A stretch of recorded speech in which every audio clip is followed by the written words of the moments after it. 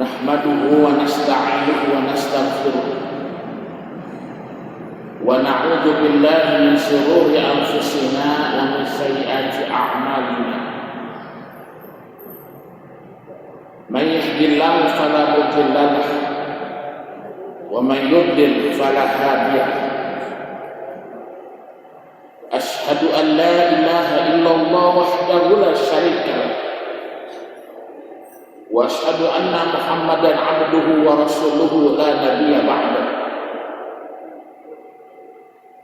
Allahumma shalli wa sallim ala nabiyyina Muhammadin wa ala alihi wa ashabihi ajma'in, amma ba'd. Yang kami hormati seluruh para alim ulama, para asatidz, para kiai, para hujjaj, wabil khusus yang kami hormati segenap pimpinan Dewan Kemakmuran Masjid Raya Al-Husna, dan yang kami muliakan segenap jamaah hadirin hadirat salat subuh. Mudah-mudahan kita semua selalu diberikan sehat walafiat, diberikan berkah selamat dunia dan akhirat. Amin ya rabbal alamin. Puja dan puji syukur hanya milik Allah. Salawat dan salam selalu terucap dan tersanjungkan kepada baginda Rasulullah Sallallahu Alaihi Wasallam. Jamaah sekalian rahimakumullah,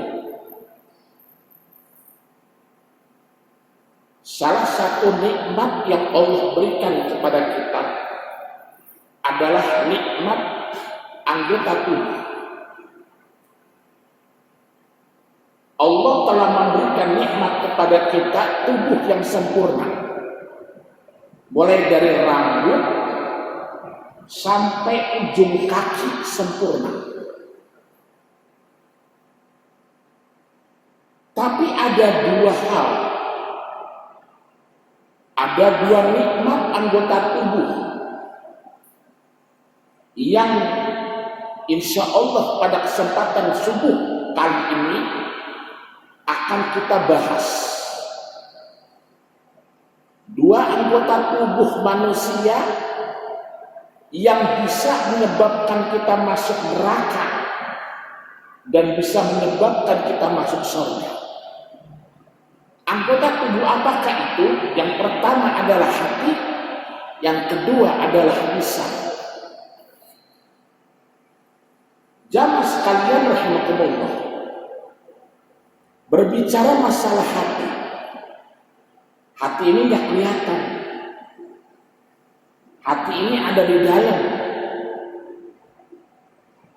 Kalau hati ini di dalam, wajiban kita sebagai umat Islam dan tentunya sebagai manusia menjaga hati tetap kondusif, menjaga hati tetap bersih, tidak boleh terkontaminasi dengan hal-hal yang dapat menyebabkan hati kita kotor. Hati itu kalau boleh dikatakan itu ibarat sinyal provider, sinyal pusat yang memberikan sinyal kepada seluruh HP-HP, gadget-gadget yang ada yang kita pegang. Kalau HP sinyalnya rusak, providernya rusak, maka handphone yang kita miliki itu akan terganggu. Begitu juga kalau providernya bagus, maka insya Allah provider sinyal pusat akan memberikan sinyal yang baik kepada seluruh gadget-gadget yang kita miliki. Sama seperti hati. Kalau hati yang ada dalam tubuh kita baik, maka insya Allah anggota seluruh tubuh manusia akan baik. Begitu juga kalau hati kita kotor, maka seluruh anggota tubuh kita pun akan kotor pula. Kita berbicara masalah baru dua, hati dan lisan. Padahal seluruh anggota tubuh manusia memang bisa menyebabkan kita itu masuk neraka dan bisa juga masuk surga. Mulut kita, mata kita, tangan kita, kaki kita, mata, hidung, pendengaran, semuanya nanti dimintai pertanggungjawaban oleh Allah Subhanahu wa ta'ala. Makanya nanti ketika hari kiamat ada satu ayat dalam surah Yasin, al-yawma nakhtimu ala afwahihim wa tukallimuna aydihim wa tashhadu arjuluhum. Al-yawma nakhtimu ala afwahihim. Hari ini kata Allah, pada saat nanti hari kiamat, nakhtimu akan kami kunci, akan kami lock, akan kami tutup. Ala afwahihim, nakhtimu ala afwahihim, mulut dikunci, mulut tukang bohong, mulut tidak boleh bersaksi. Al-yawma nakhtimu ala afwahihim, kemudian wa tukallimuna aydihim, yang berbicara siapa? Tangan. Tangan yang berbicara. Wa tashhadu arjuluhum, dan kaki akan memberikan kesaksian. Bima kanu yaksibun, apa yang telah mereka lakukan. Hari ini kita berbicara masalah hati dan lisan. Jamaah sekalian rahimakumullah, balik lagi ke masalah hati. Tadi sudah dijelaskan, hati itu seperti provider. Baik dan buruknya sinyal tergantung provider. Sama seperti hati, dijelaskan secara gamblang oleh Nabi Muhammad SAW. Inna fil jasadi lamudghah, sesungguhnya dalam hati manusia, dalam tubuh manusia, lamudghah, ada segumpal darah, segumpal daging. Idza saluhal jasadu kullu, apabila segumpal daging ini baik, maka seluruh anggota tubuh manusia akan berbuat baik. Wa idza fasadal jasadu kullu, dan apabila jelek hati ini, fasadal jasadu kullu, maka jeleklah semuanya. Ala wahyal qalbu, ingatlah, itulah yang dinamakan hati. Jamaah sekalian rahimakumullah, berapa jam saya ngomong? 30 menit, bukan 2 jam. 2 jam ya Pak? Hah? Anak kau yo. Lapar nanti. Jamaah sekalian rahimakumullah, yang namanya hati itu gak bisa ditebak. Hati itu harus betul-betul direkomen, dijaga supaya bersih. Hati seperti kaca. Tiap ada perbuatan salah, titik satu. Ada salah dikit, titik satu. Ada salah dikit, titik satu. Kalau tidak diperbaiki dengan sebaik-baiknya, maka hampir seluruh kaca, bagian daripada barometer hati kita, tidak bisa melihat muka kita sendiri. Hati. Oleh karena itu hati itu memang betul-betul dijaga, tidak bisa kelihatan. Hati itu ketika memandang sesuatu, itu tergantung daripada besar dan kecilnya pahala yang kita ada. Hati ketika memahami segala sesuatu itu tergantung daripada amal perbuatan kita. Oleh karena itu sekali lagi betul-betul harus hati-hati. Mandang orang betul, tetapi kita diajarkan oleh Allah Subhanahu wa Ta'ala supaya mampu menata hati, melihat orang lain dalam sisi yang positif. Harus melihat manusia, jangan dilihat dari kesalahannya, harus dilihat dari sisi positifnya. Ada satu kisah, jamaah sekalian rahimakumullah. Satu hari Nabi Muhammad SAW itu duduk di beranda teras Masjid Nabawi, duduk seperti di depan masjid, sambil di samping para sahabat. Tidak lama kemudian ada seorang sahabat Nabi yang lewat di depan Nabi Muhammad. Nabi nanya kepada sahabat yang ada di sebelah, Mas, ya Nabi, kamu tahu nggak itu orang yang lewat itu siapa? Tahu ya Nabi, tahu. Siapa dia? Dia itu orang kaya ya Nabi. Dia itu orang ajib, fulusnya banyak. Itu orang kalau ngomong itu pasti didengerin orang lain. Itu orang kalau minta tolong orang banyak yang bantu. Itu orang ya Rasul, kalau dia mau lamar wanita untuk dijadiin istri pasti diterima. Kenapa? Kata Rasulullah, orang kaya ini. Orang kaya itu kalau ngomong enak, betul? Orang kaya itu kalau ngomong tuh adem. Kenapa? Ada fulus, ada cuan.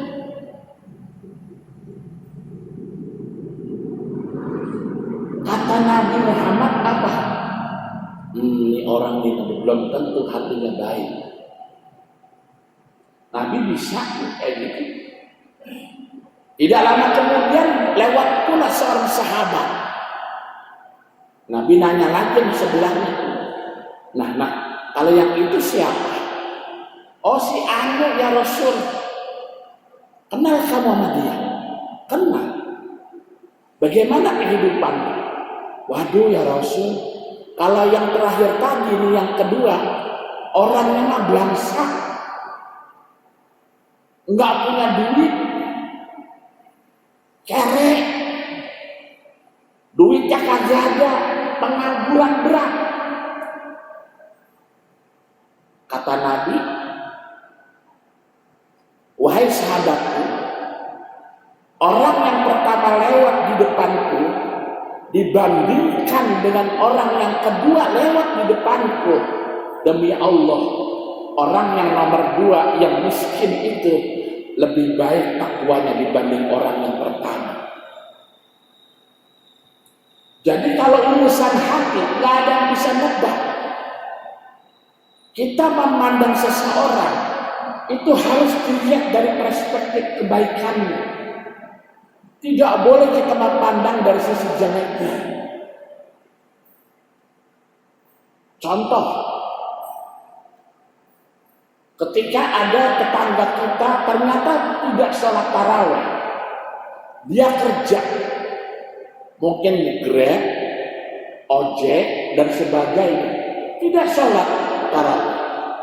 Kita tidak boleh memberikan statement kepada dia kalau orang tidak sholat tarawih itu jelek ibadahnya. Tidak boleh. Kenapa? Karena memang ada sesuatu yang memang harus dikerjakan dan itu kewajiban.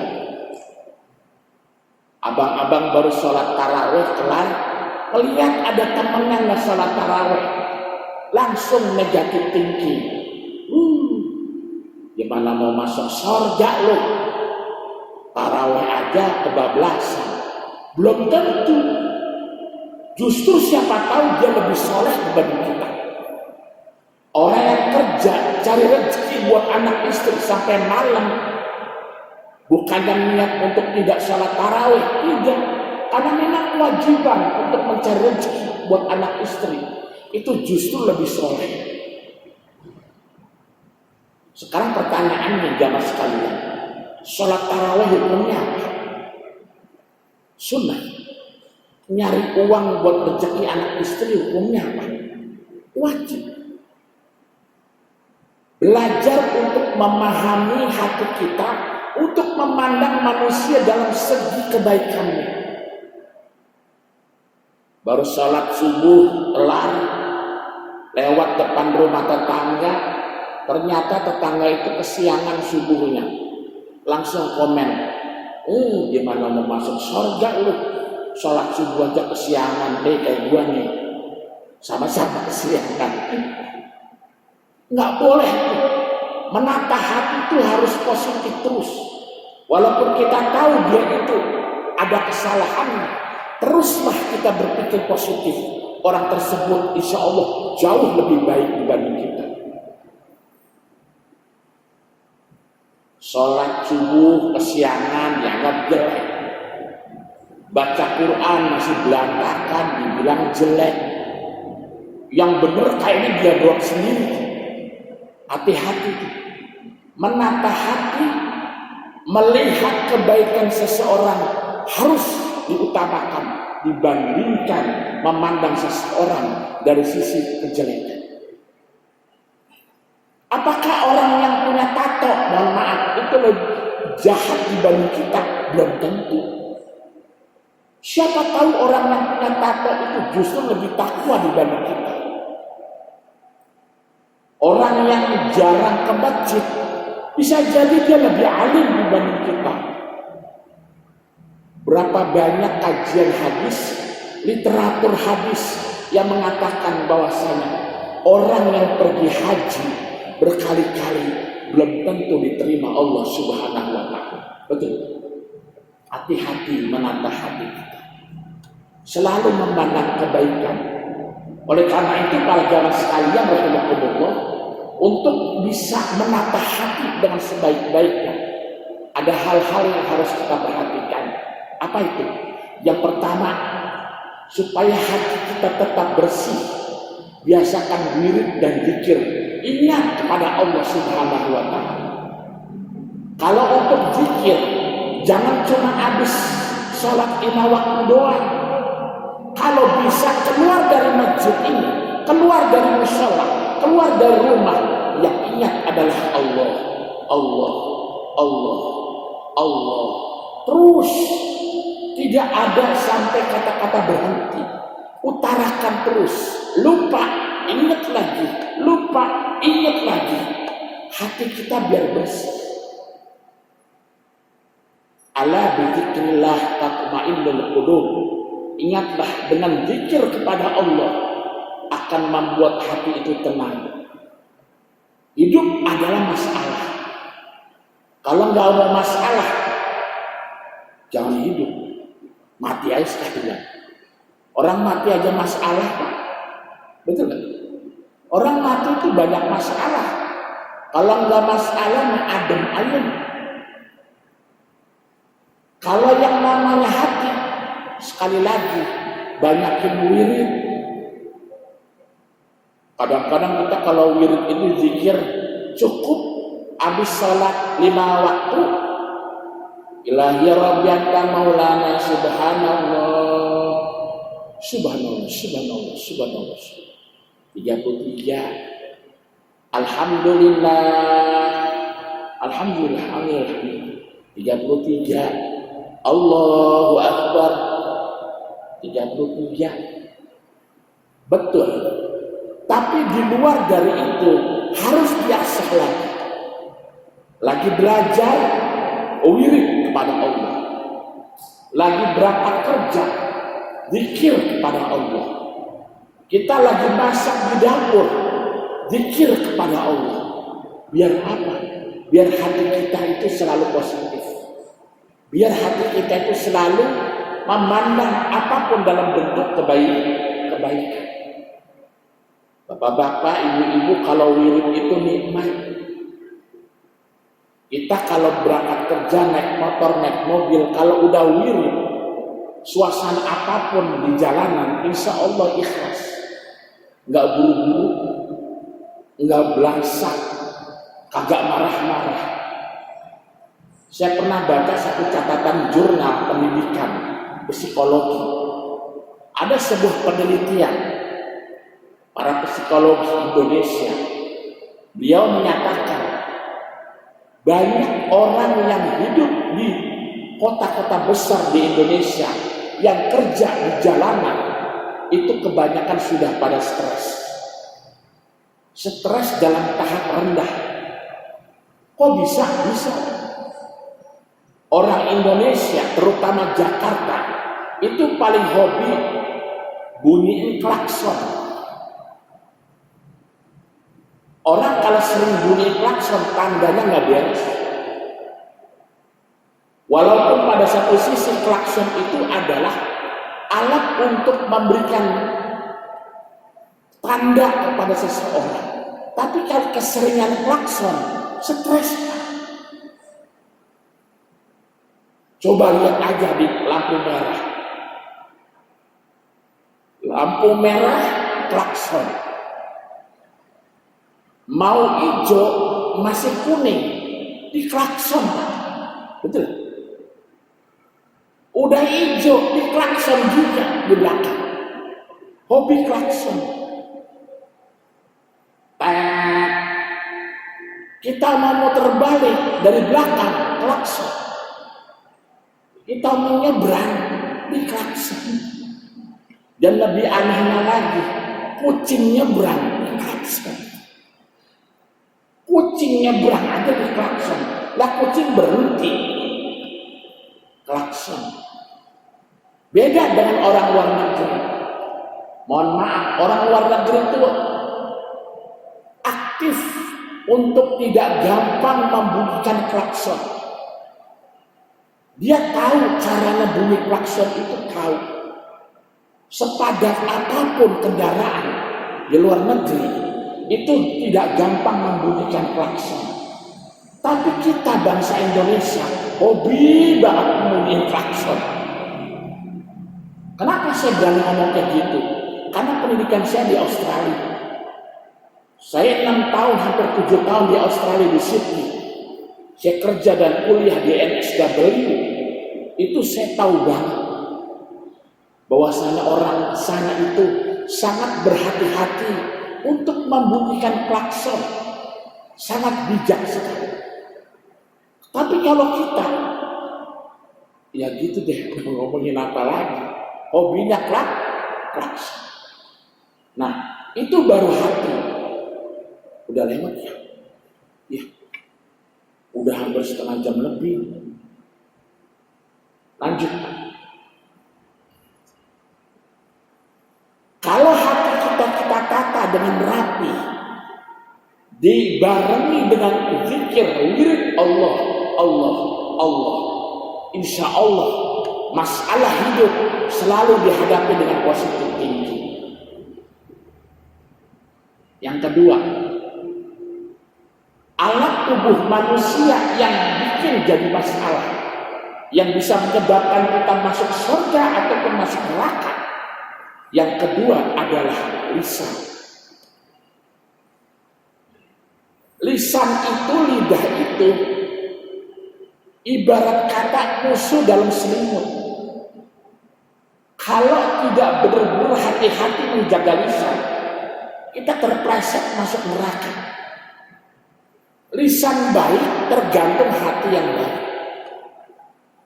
Lisan buruk berarti tandanya hati buruk.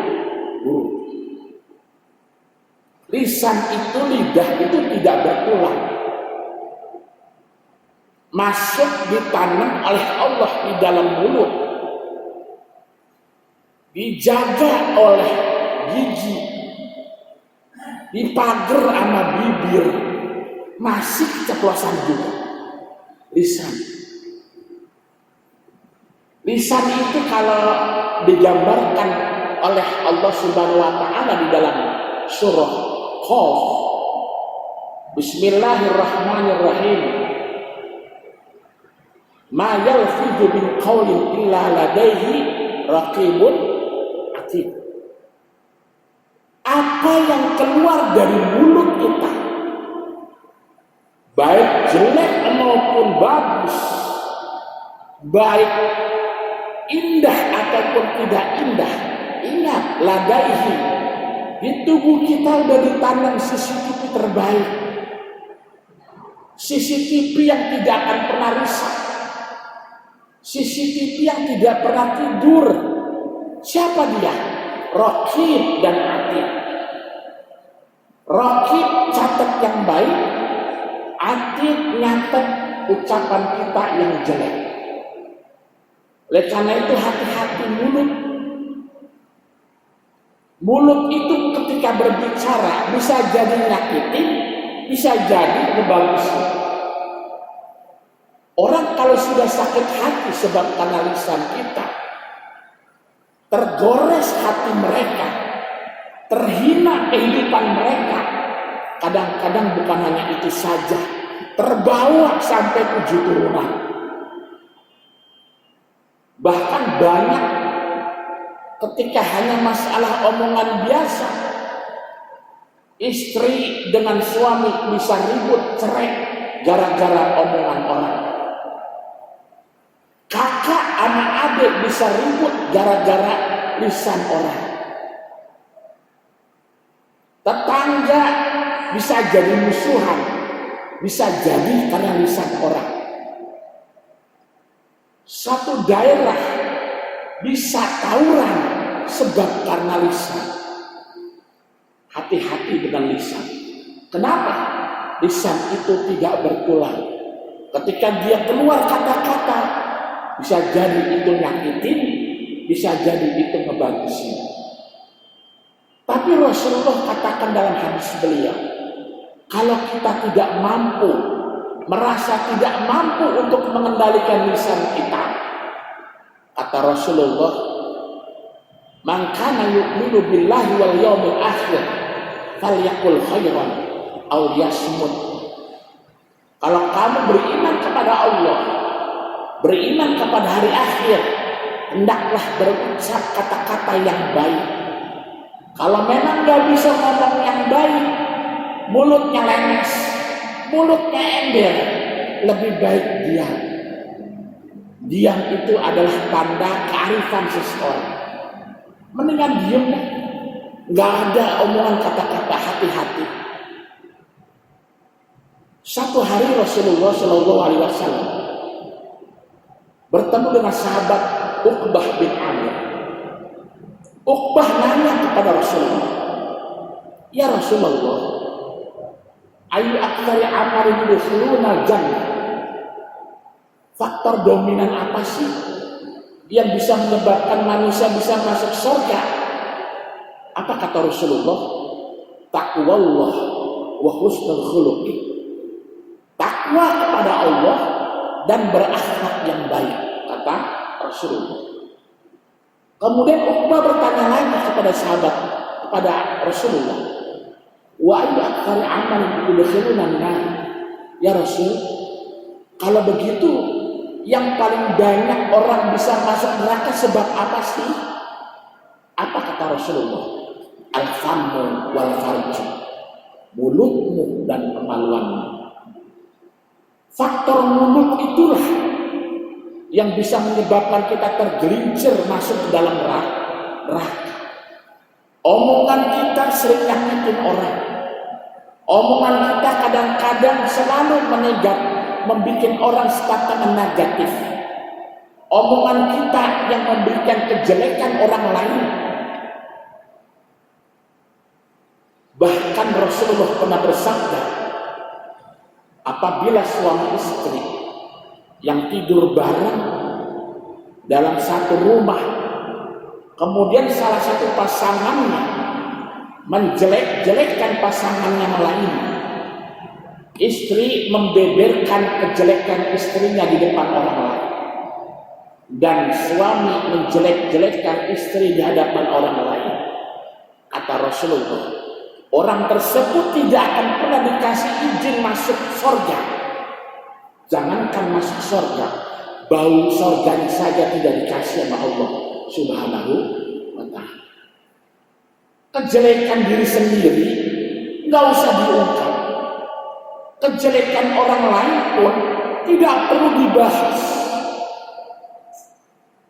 Kadang-kadang suami ngomongin ngejelekin istri depan orang lain. Ih, gua mau benci banget sama bini gua. Kenapa? Itu gua kasih duit 50.000 habis mulu. Dikasih begini habis. Doyan belanja. Itu kadang-kadang suka boros. Urusan ranjang diomongin. Urusan pribadi diomongin. Kalau urusan rumah tangga, di dalam kamar sudah cukup. Nggak boleh keluar kamar. Jangankan orang lain, anak kita sendiri pun kalau bisa tidak boleh bahwasanya suami istri itu ada masalah. Ini ngungkapinnya di depan orang lain. Istri ngomong sama tetangga sebelah, biasa adik hadis ta'lim. Jeng, gua mah kesel sama suami gua. Kenapa? Suami gua tuh kalau tidur ngorok kayak kebo. Diomongin lagi masa ngorok. Ah, lu mah masih mending. Kalau suami gua itu kalau tidur, aduh, keteknya kemana-mana. Itu baunya jeng ini. Yang satu lagi ngomong lagi, lu masih mending, we. Masih mending. Kalau suami gua itu kalau tidur udah keteknya bau, kentutnya gede, bobot. Diomongin lagi.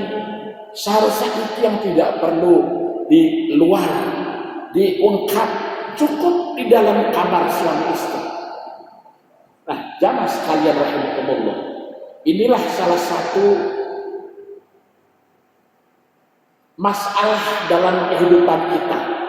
Hati kita kotor, mulut kita lemes, itulah yang menyebabkan kita masuk neraka. Kalau kita pengen masuk surga, jadikan hati kita bersih. Yuk kita nata hati kita, memandang segala sesuatunya itu dari posisi yang negatif, yang positif. Ditelepon orang lain, kita nelpon orang lain, lama diangkat. Jangan negatif thinking. Siapa tahu dia lagi ada urusan. Siapa tahu dia itu lagi ada masalah. Siapa tahu dia lagi OTW. Masa ditelepon-telepon gak diangkat-angkat. Ternyata dalam perjalanan lisan kita hati-hati berbicara. Kalau lisan kita berbicara yang baik-baik saja. Kalau memang tidak tahu ilmunya, maka lebih baik kita diam. Wala takfi ma laisa laka bihi ilmun. Itu saja. Kalau kamu nggak tahu urusannya, nggak usah ngomong. Di dalam surah apa itu? Saya lupa, ada. Kalau kita nggak tahu ilmu sesuatu, nggak usah diomongin. Akhirnya masih brebek. Akhirnya malah jadi berantakan. Kenapa? Laisa laka bihi ilmun. Kita nggak tahu ilmunya. Lebih baik diam.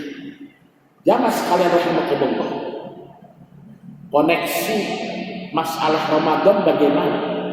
Rasulullah pernah bersabda,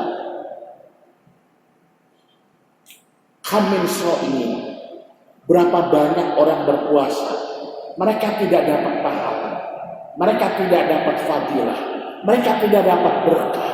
Puasa cuma dapat lapar dan haus. Puasa dari subuh sampai menjelang maghrib gak dapat apa-apa. Sebab kenapa? Mulutnya kadang-kadang lemes, mulutnya kadang-kadang kotor, mulutnya kadang-kadang ember, berbicara sesuatu yang selalu jelek-jelek saja, baik ngomongin sesuatu ataupun mengucapkan dengan cara menulis di update status, jelek-jelekin orang. Dasar lo orang kampung, lo belum tahu gua, awas lo gua tunggu di perapatan.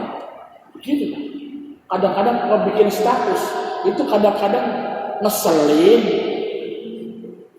komplain, yang tidak ada manfaatnya.